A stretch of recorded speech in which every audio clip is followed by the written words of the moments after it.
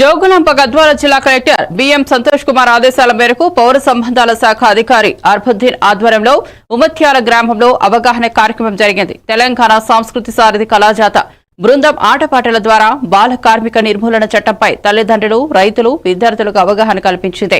పిల్లలను పనుల్లో పెట్టుకుంటే రైతులపై క్రిమినల్ కేసులు నమోదవుతాయని హెచ్చరించారు. పిల్లలు చదువుకోవడం ద్వారానే భవిష్యత్ మెరుగవుతుందని సందేశం ఇచ్చారు. మండల విద్యాధికారి, కళాకారులు ఈ కార్యక్రమంలో పాల్గొన్నారు.